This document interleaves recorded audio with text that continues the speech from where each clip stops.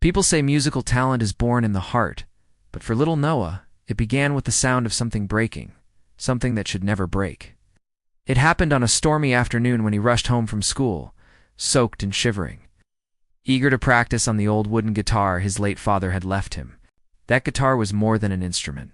It was a memory, a promise, the only thing that still carried his father's warmth.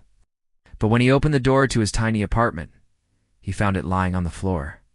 Snapped clean through the neck, its strings curled like wounded vines. His mother stood nearby, eyes full of guilt and exhaustion. In a moment of chaos, she had knocked it over while rushing to her night shift. Noah touched the broken wood and felt something inside him collapse. For days he refused to play, convinced the universe had stolen the last piece of his father from him. He stopped humming melodies, stopped tapping rhythms on the table, and sat in silence, as if punishing himself for ever believing he could become a musician. Then, one evening, as the sun melted into the horizon with a soft orange glow, he wandered into the old music shop at the end of his street. It smelled of dust, paper, and forgotten songs. Behind the counter sat Mr. Alden, the shopkeeper, an elderly man with silver hair and hands that moved like they remembered every melody ever written. Noah shyly showed him the broken guitar. The old man didn't laugh or pity him. Instead, he ran his fingers gently over the cracked wood and said, "Some things aren't meant to be thrown away when they break. Some things are meant to be rebuilt, just like people." That night, Mr. Alden taught Noah how to sand the wood, glue the neck, restring the broken instrument. Each step was slow, delicate, frustrating, but Noah discovered something unexpected. Repairing the guitar felt like repairing himself. With every knot tied, every string tightened, a small spark returned, quiet but determined. Weeks later, when the guitar was finally whole again, he played the first chord. It was imperfect, slightly off-key, but it vibrated through his chest like a heartbeat awakening.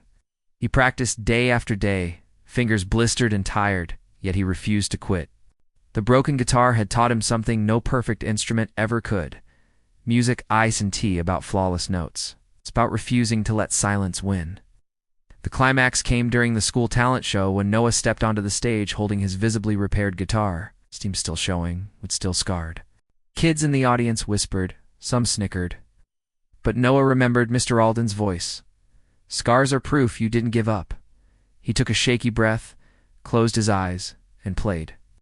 The first notes trembled, but then something magical happened.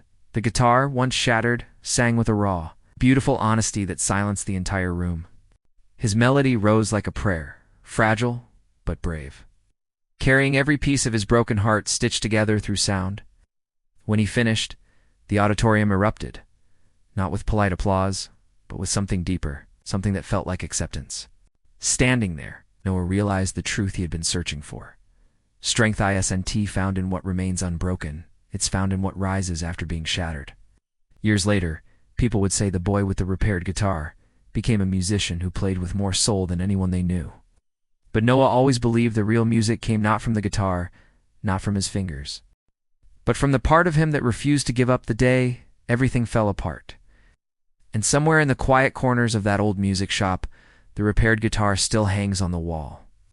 A reminder that even the most broken things can still make the most beautiful sound.